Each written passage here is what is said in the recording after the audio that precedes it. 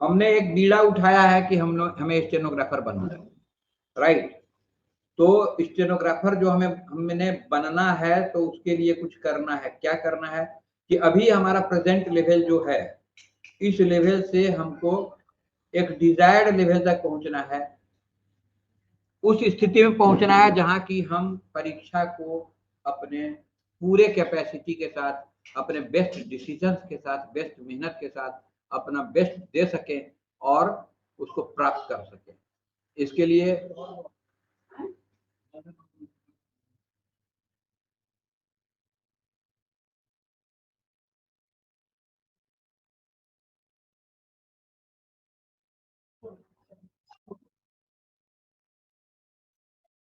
लिए हमें कितनी मेहनत करनी है, इसका अंदाजा आप लोग को पहले भी लग चुका है और फिर से भी लगाया जा सकता है। हम लोग देख चुके हैं और जानकारी है कि हमारे पास पहले ही चैप्टर में कॉन्सोनेंट और वॉवेल का जिक्र है। आज हमारा टॉपिक वॉवेल का है, क्योंकि वॉवेल की समझदारी हमारे स्पीच पर, इंग्लिश बोलने पर, पढ़ने पर बहुत ज्यादा पड़ती है। और हमारे वॉवेल में कुछ ऐसा टेक्निकल गड़बड़ी है इंग्लिश के वॉवेल्स में, जिसके कारण हिंदी स्पीकिंग से जो इंग्लिश स्पीकिंग में जाते हैं उनको कठिनाई होती है। उसको भी हम लोग देखेंगे और सीखेंगे। दो वॉवेल्स हमें ज्यादा परेशान करते हैं, उसको आइडेंटिफाई करेंगे और समझेंगे कि इसमें क्या किया जा सकता है। तो ये इसको देखने के लिए एक बार फिर से देख लीजिए। ओरिएंटेशन में हमने बताया था कि क्या क्या होता है, शॉर्ट हैंड के लिए क्या क्या तैयारी करनी पड़ती है। उसके बाद चैप्टर 1 से 29 तक हमें देखना है। फाउंडेशन भी देखना है। फाउंडेशन मैंने पहला है पॉइंट उसमें आइडेंटिफाइंग अल्फाबेट। तो इंग्लिश शॉर्ट हैंड में कितने अल्फाबेट होते हैं कुल, ये हमने देखा है। और रीडिंग शॉर्ट हैंड ये भी जरूरत की चीज है। कॉपिंग राइटिंग शॉर्ट हैंड ये प्रैक्टिस करना है और स्पीड रीडिंग की भी प्रैक्टिस करनी है। लेकिन आज का टॉपिक वॉवेल रहने के कारण हम लोग चलिए इसको देखते हैं। हमारे पास चैप्टर 1 में कॉन्सोनेंट का जिक्र है। चैप्टर 1 कॉन्सोनेंट से ही शुरू होता है, जिसमें हम लोग क्या क्या पढ़ते हैं। Pitman shorthand is phonetic words being written according to their sound. Sound के अनुसार हमारा कॉन्सोनेंट सिस्टम होता है। और स्ट्रोक्स आर 26, ये तो कॉन्सोनेंट वाले में है। हम लोग को आज वॉवेल पर देखना है, तो इसको वॉवेल को देखने के लिए चलते हैं। हमारे पास कुल 12 प्योर वॉवेल है। कुल 12 प्योर वॉवेल हैं और 4 डिप्थंग्स हैं। कुल वॉवेल 20 है। 12 प्योर वॉवेल है, 4 डिप्थंग है और भी 4 डिप्थंग भी है, लेकिन डिप्थंग में अलग प्रकार का है। शॉर्ट हैंड में हम लोग सिर्फ 4 ही डिप्थंग को पढ़ते हैं, बाद बाकी आगे पढ़ते हैं जिसका अलग अलग नाम होता है। वो समय पर हम लोग समय से समय पर देखेंगे। अब ये 12 प्योर वॉवेल के लिए हमें सीखना होता है कि कैसे उसको याद रखा जाए। इसके लिए 2 सेंटेंस दिया हुआ है, गौर कीजिए। पा, मे, वी, ऑल, गो, टू, इसको आज समझेंगे। और ये हेवी वाला डैश और डॉट से ही सब बनता है। ये तीनों डॉट से बनता है, हेवी डॉट से, और ये तीनों हेवी डैश से बनता है। इसी प्रकार जैसे यहाँ हेवी डॉट और डैश से बनता है, वैसे ही इसी का काउंटर पार्ट यहाँ बनता है, जिसमें लाइट साउंड जिस जिस वॉवेल का आता है उसको हम लोग पढ़ते हैं। और इसका इक्वेशन है that pain is not much good. तो इसी चीज को आज देखते हैं, यही कंसेप्ट यही है। इस कंसेप्ट को हम लोग आज थोड़ा विस्तार से देखते हैं। पहले हेवी वाले को देखते हैं और हम कोशिश करेंगे कि ये आपको बढ़िया से समझ में आ जाए। और हो सके तो आज ही लाइट वाला भी देख लेंगे, नहीं तो ये दूसरे क्लास में देखेंगे। क्यों कि समय की सीमा है, 1 घंटे के अंदर ही हमें करना है।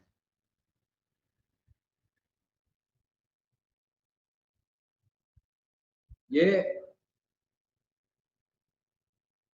लेसन 2, यहाँ ये बताया जा रहा है कि you are thorough with all the stroke consonants, joining of strokes and grasp sounds of language and phonetic basis of Pitman's shorthand system. Pitman shorthand system का यहाँ गौर कीजिए, इसका बेसिक्स जो है, बेसिस ही फोनेटिक बेसिस है। जिस फोनेटिक की चर्चा हम इंग्लिश के क्लास में भी करते हैं, वही बात, वही बेसिस है, आधार वही है, फोनेटिक्स ही आधार है पिटमैन के शॉर्टहैंड सिस्टम का। इस बात को आप बढ़िया से दिमाग में बैठा लीजिए। इसीलिए मैं फोनेटिक्स की कुछ न कुछ चर्चा आप लोगों को बताने की कोशिश की है। ये इंपॉर्टेंट लेसन है, वेरी, गौर कीजिए, यहाँ लिखा हुआ है दी very important lesson on vowels. Vowels पर ये बहुत ही इंपॉर्टेंट लेसन है। Now this is the time, यही टाइम है जबकि इसको सीखना चाहिए, समझना चाहिए। वॉवेल होता क्या है, यहाँ डिफिनेशन दिया हुआ है। वॉवेल होता क्या है? If the mouth passage is left so open as not to cause audible friction, and voiced breath is sent through it, we have a vowel. सामान्य भाषा में जब हम वॉवेल बोलते हैं, वॉवेल का उच्चारण करते हैं, तो वो लगातार उच्चारण करने में हम समर्थ होते हैं। जैसे आ, ई, ऊ बोल रहे हैं, बोलना जब शुरू किए वहां से सुनाई पड़ता है, और ये ऊ ही सुनाई पड़ते रहेगा जब तक हम ऊ का उच्चारण करते रहे। ये बात कॉन्सोनेंट में नहीं होती है, यहाँ स्पष्ट लिखा हुआ है, और आप प्रयोग करके भी देख सकते हैं कि एक consonant is a sound which cannot be produced distinctly without the aid of a vowel. बिना वॉवेल का सहारा लिए कॉन्सोनेंट का साउंड प्रोड्यूस नहीं किया जा सकता है। जैसे क, तो क में क तो पार हो गया तुरंत झट से, और उसके बाद अ लगा रहा उसके पीछे, तब वो क है। अ हटा के क का उच्चारण करना मुश्किल होता है, नहीं किया जा सकता है। और वॉवेल जो है which can be produced without the assistance of any other, vowel का उच्चारण हम बिना किसी और साउंड की सहायता लिए कर सकते हैं। There are 6 simple long vowels and 6 corresponding short vowels. 6 ठो लॉन्ग वॉवेल भी होते हैं और 6 ठो शॉर्ट वॉवेल भी होते हैं। और इसका रिप्रेजेंटेशन कैसे होता है? हेवी डॉट और हेवी डैश से, भारी वाला का, लॉन्ग वाले का, और लाइट डॉट और लाइट डैश से हल्का वाला का होता है। अब पहले लॉन्ग वॉवेल्स को देखते हैं। The 6 long vowels are divided into 2 groups. A, E, I, O, U, U। ये 6 है। इसको 2 ग्रुप में बांट दिया गया, आ, ए, ई एक ग्रुप में, और ओ, ओ, उ दूसरे ग्रुप में। फर्स्ट ग्रुप ऑफ 3 vowels, आ, ए, ई, are called lingual vowels because in their production the tongue is mainly concerned, and these 3 vowels are represented by heavy dot. इन तीनों वॉवेल को हेवी डॉट से दिखलाया जाता है, और इनका नाम लिंगुअल वॉवेल इसलिए है कि इसको मेनली टंग से, जीभ से इसका कंसर्न होता है, और जीभ को लिंगुआ भी कहा जाता है। द नेक्स्ट ग्रुप या लिंगुअल का माने देख लेते हैं बीच में। ये लिंगुअल का माने क्या होता है, ये स्पष्टता आपकी बन जाएगी। लिंगुअल vowels,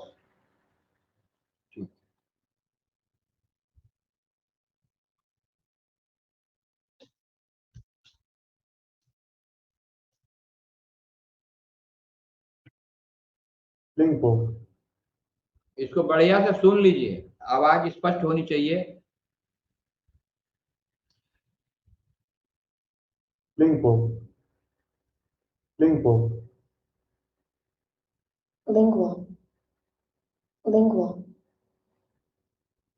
इस शब्द को थोड़ा समझने के लिए इसके ओरिजिन में देख लेते हैं। लिंगुआ का माने होता है टंग या लैंग्वेज, दोनों अर्थ होता है इसका। लिंगुआ ये लेटिन वर्ड है, जो मध्यकालीन लेटिन लिंगुएलिस से निकला हुआ, इसका जड़ वही है, इस वर्ड का ओरिजिन वही है। टंग या लैंग्वेज। तो टंग का इसमें विशेष प्रयोग होता है, टंग का ही कंसर्न रहता है, ये तो मैं बता चुका हूं आपको। तो उसी से मतलब है। यहाँ अर्थ देख लीजिए, इसका अर्थ है एनाटॉमी का, माने शरीर विज्ञान से रिलेटेड है ये। Related to the tongue, lingual माने रिलेटेड टू दी टंग। दूसरा माने है रिलेटेड टू स्पीच और लैंग्वेज। तो लैंग्वेज और टंग दोनों अर्थ इसका देख रहे हैं। फोनेटिक्स में of a speech sound produce using the tongue, जिसका प्रयोग करने के लिए टंग का, जिसको प्रोड्यूस करने के लिए टंग का यूज होता है, तो वही लिंगुअल होता है।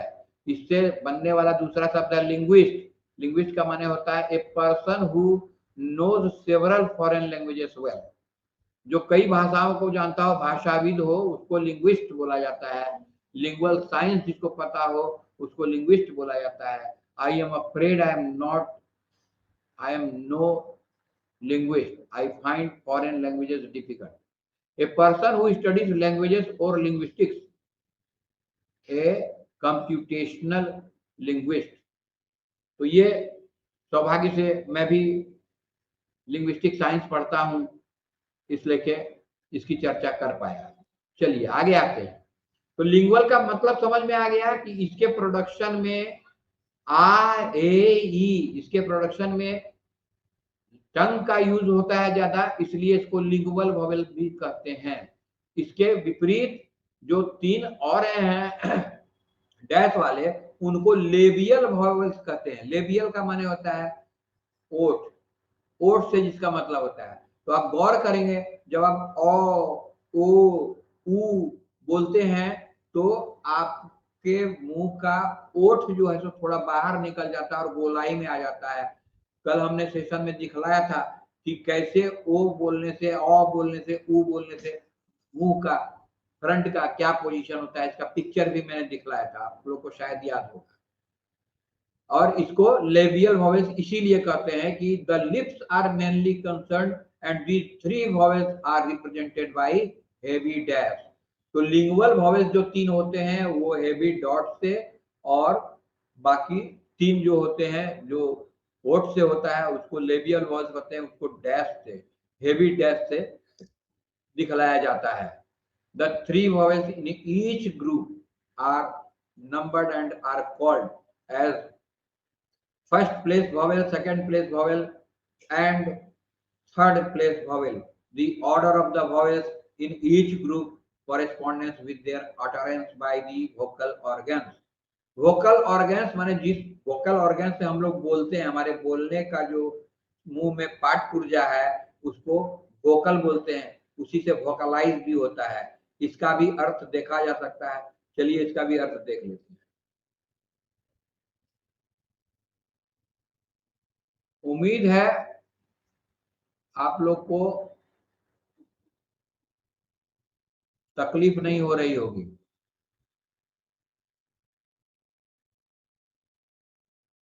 मैं थोड़ा विस्तार से बताना चाह रहा हूं, इसलिए के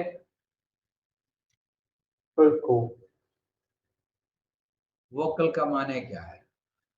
वोकल पहले उच्चारण सुन लीजिए, इसको कैसे बोला जाता है।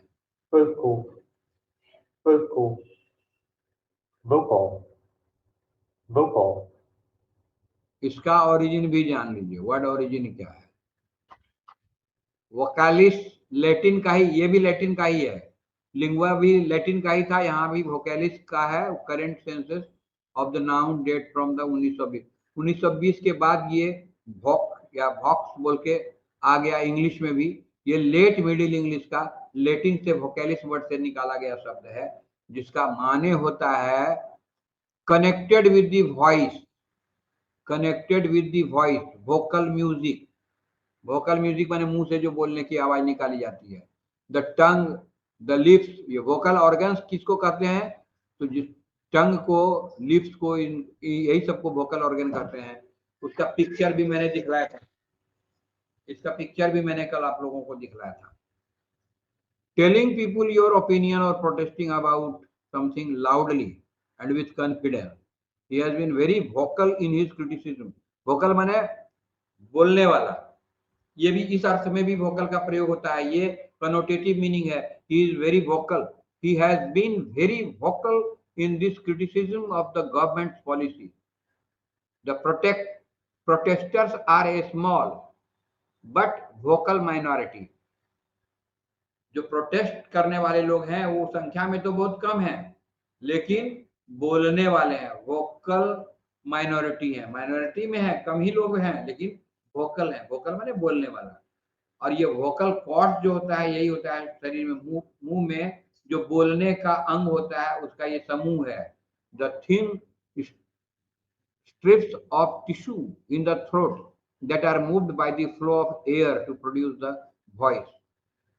हम लोग मुंह से जो हवा निकालते हैं, उस हवा को इस तरह से ट्विस्ट किया जाता है कि वो छोटे छोटे पूरे मुंह के जो अंग होते हैं, वही लोग साउंड को निकालते हैं, वही लोग आवाज को निकालते हैं, वही लोग शब्द को निकालते हैं।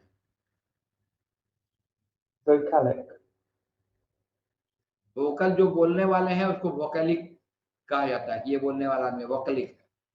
और इसका कंपेयर कॉन्सोनेंटल से किया जाता है।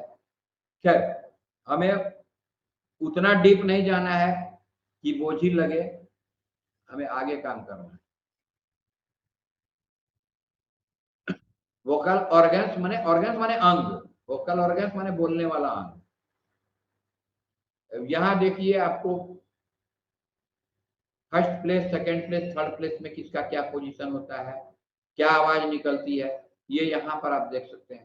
पा, मे, वी, ऑल, गो, टू। पा, मे, वी, ऑल, गो, टू। जो शॉर्ट हैंड सीख रहे हैं लोग, उनको खूब बढ़िया से पता होगा कि इससे first place, second place, third place, तीनों प्लेस का क्या महत्व है और क्या अंतर है। शॉर्ट हैंड को लिखा ही गया है, इस तरह से डिजाइन ही किया गया है इसको कि जल्दी जल्दी लिखा जा सके। जब हम कोई इंग्लिश वर्ड लिखते हैं या हिंदी वर्ड लिखते हैं तो उसमें वॉवेल देते हैं कि नहीं। हिंदी में हम लोग क के आगे आ का एक डंडा देते हैं, क के पीछे अगर हर्षई लिखनी रहती है तो क के पीछे डंडा के साथ एक धनुष जैसा चिन्ह भी देते हैं। बाएं साइड में दीर्घी लिखनी रहती है तो दाहिने साइड में देते हैं, हर्षु लिखनी रहती है तो क के नीचे देते हैं। जिस भी अक्षर में देना हो, क हो, ख हो, ग हो, जो भी है, किसी अक्षर में नीचे डालते हैं, ए ऊपर में डालते हैं, तो ये लिखने में हमें स्लो कर देता है।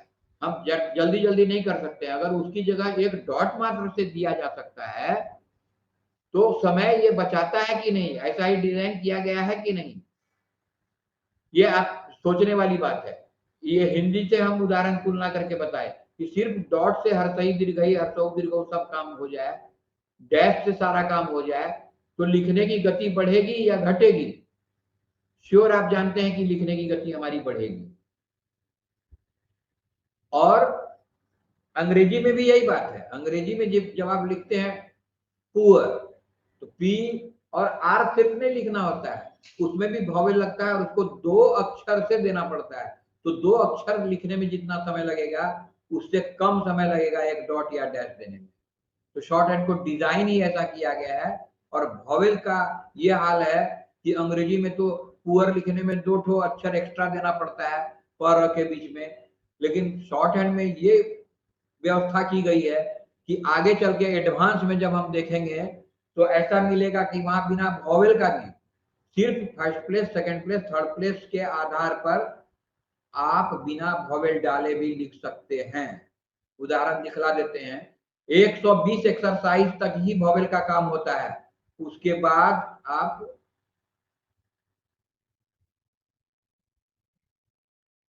ये देखिए, ये एक्सरसाइज 120 के बाद वॉवेल का यूज बहुत घट जाता है, बहुत घट, बिल्कुल इसेंशियल जो वॉवेल होता है उतना ही लगाया जाता है। और वो वॉवेल भी बिना लिखे हम शॉर्ट हैंड लिख सकते हैं। इसको एक लाइन में पढ़ के सुना देता हूं। If you wish to write at a high rate you must read and master the rules so as to follow them fully and be able to apply them on all occasions, full stop। तो ये एक sentence में, दो line में पढ़ा, एक sentence है जिसमें कि एक और बाहर बचा ही रह गया, तो कितने सारे वर्ड्स हो गए। If you wish to write at a high rate, you must read and master the rules so as to follow them fully and be able to apply them on all occasions. है ना कमाल की बात। ये फायदा हमें होता है वॉवेल का, जो डिजाइन किया गया है शॉर्ट हैंड को लिखने का। ये एक इक्वेशन से 6 ठो वॉवेल याद रह जाता है, पा, मे, वी, ऑल, गो, टू। चलिए आगे देखते हैं इसका प्रयोग कहाँ कहाँ होता है। जैसे आ का प्रयोग फर्स्ट प्लेस में हेवी डॉट से होता है, ये तो हमने ऊपर में देख लिया। किस किस वर्ड में होता है, ये उदाहरण में 3-3 वर्ड लिखे हुए हैं, काम, पाम, बाम। काम के जगह में सिर्फ काम, क और म का सिंबल दिया गया है जो कॉन्सोनेंट है, इसमें भी सिर्फ कॉन्सोनेंट लिखा गया है। वॉवेल के जगह में एक बिंदी मात्र से हो जाएगा। ये इंटरेस्टिंग है कि नहीं, काम, पाम, बाम। सेकेंड प्लेस में अगर वही वॉवेल दे देंगे तो वो हो जाएगा प्लेट, रेट, मेट। PLT के बीच एक वॉवेल लगाना है सिर्फ, और उस एक वॉवेल से वो पूरा वर्ड बन जाएगा। तो वॉवेल लिखने में कितनी मदद मिली। यहाँ देखिए 1 2 3 4 5 अक्षर है, यहाँ 3 ही अक्षर में हो रहा है। रेट में 4 अक्षर है, यहाँ 2 ही अक्षर में हो रहा है। मेट में 4 अक्षर है, यहाँ 2 ही अक्षर में हो रहा है। तो एम के लिए भी सीधा सीधी है, वो तो आप लोगों को पता है। इसी तरह से हम लोग तीसरा प्लेस में जब लिखेंगे तो पीक, रीम, मीट 4-4 अक्षर वाले सारे 2-2 अक्षर में सिमट जाएंगे। वॉवेल के लिए सिर्फ एक बिंदी थर्ड प्लेस में लगाना है, थर्ड प्लेस में एक हेवी डॉट लगाना है, वही काम कर जाएगा। अब डैश वाला भी देख लेते हैं। फर्स्ट प्लेस में अगर डैश देते हैं तो अ का साउंड देता है, लेकिन लिखना 2 ही अक्षर है, 2 ही कॉन्सोनेंट लिखना है, और फर्स्ट प्लेस में अ के लिए एक हेवी डैश दे देना है। वही डैश अगर सेकंड प्लेस में देते हैं तो वो गोट, शोर, बोट ऐसे वॉवेल का उच्चारण देता है। थर्ड प्लेस में टूर, शूट, बुट। थर्ड प्लेस में अगर हेवी वॉवेल, हेवी डैश लगा देते हैं तो इस प्रकार से 5-5 अक्षर का 2 ही अक्षर में निबट जाता है। फर्स्ट प्लेस वॉवेल जो है वो बिगिनिंग ऑफ ए स्ट्रोक लिखा जाता है। एक स्ट्रोक में शुरुआत में ही फर्स्ट प्लेस होता है। सेकंड प्लेस बीच में आता है, उस स्ट्रोक के बीच में आता है। स्ट्रोक कितने हैं वो तो आप लोग को पता है, स्ट्रोक तो कुल 26 हैं। 2600 स्ट्रोक्स में जो कुछ स्ट्रेट स्ट्रोक्स हैं और बाकी कर्व स्ट्रोक्स हैं। छिपली जैसा टेढ़ा रहता है, सर्किल का टुकड़ा रहता है, चौथा टुकड़ा एक सर्किल का। तो मिडिल ऑफ ए स्ट्रोक में मिडिल वाला सेकंड प्लेस वाला लिखते हैं, थर्ड प्लेस में एंड ऑफ ए स्ट्रोक किसी भी स्ट्रोक के अंत में लिखते हैं। और वॉवेल्स आर प्लेस्ड, वो वॉवेल जो है तो किसी भी स्ट्रोक में आप उसके पहले भी लिख सकते हैं, बाद भी लिख सकते हैं, बाद में भी लिख सकते हैं।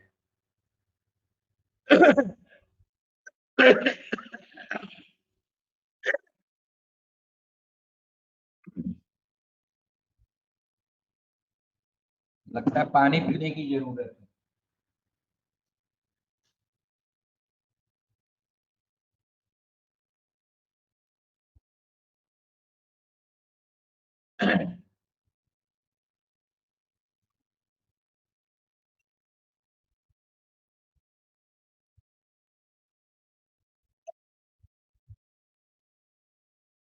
इन वॉवेल का स्थान कहाँ होता है।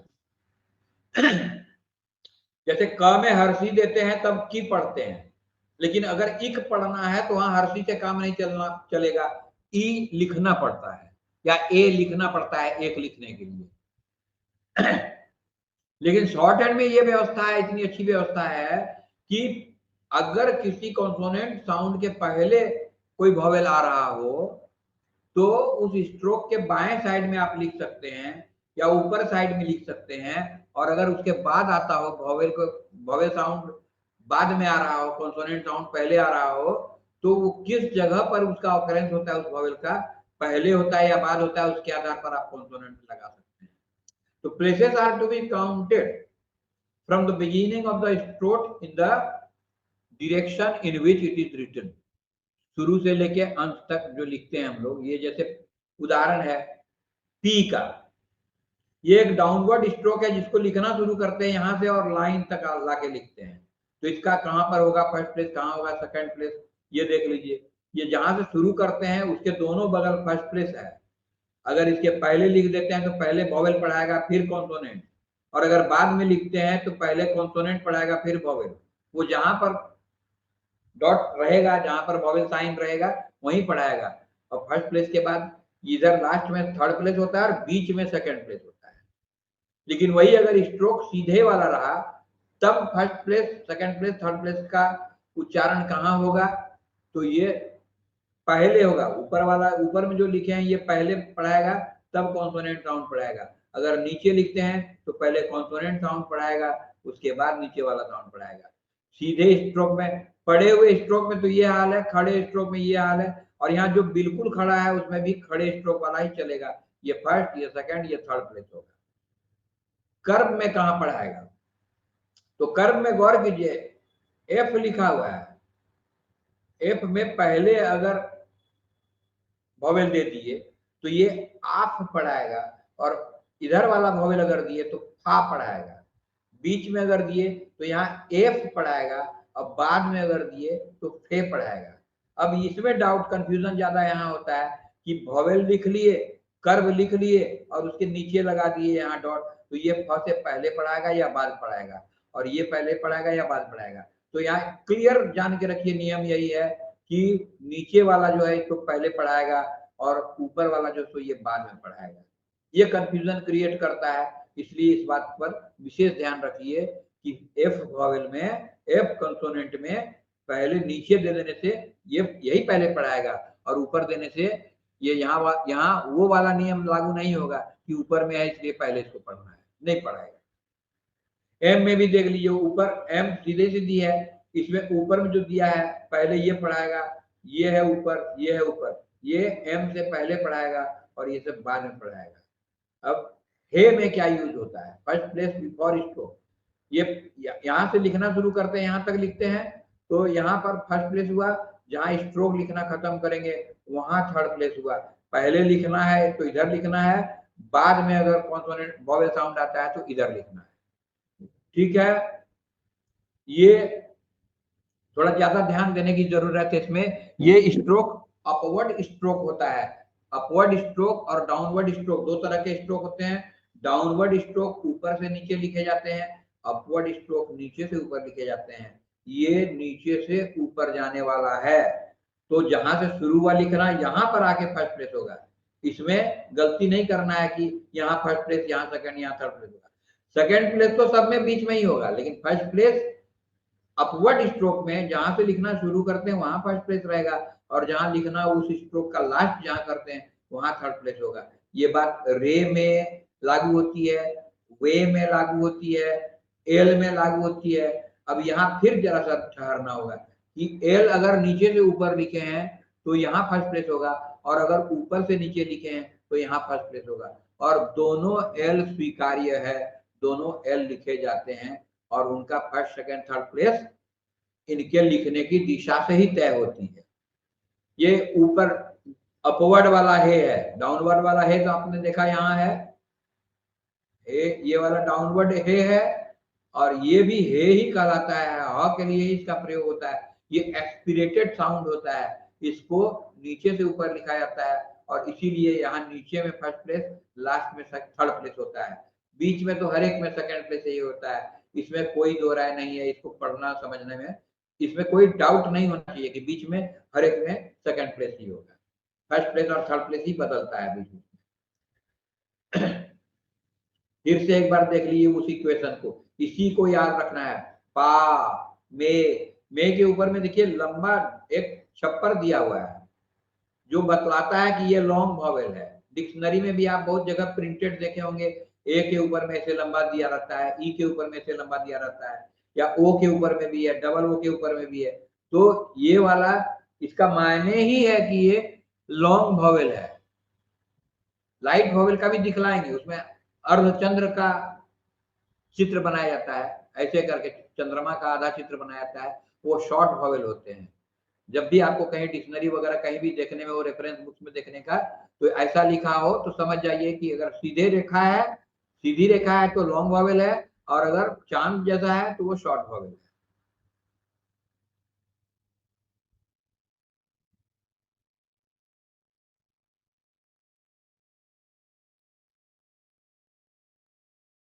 अब समय हो गया, इसलिए एक क्लास में ये पूरा होना संभव नहीं है। यहाँ पर हम रुकते हैं और अब क्वेश्चन आंसर का सेशन देते हैं, और भी बातें बताने योग्य जो हो पूछने के हिसाब से जवाब देना।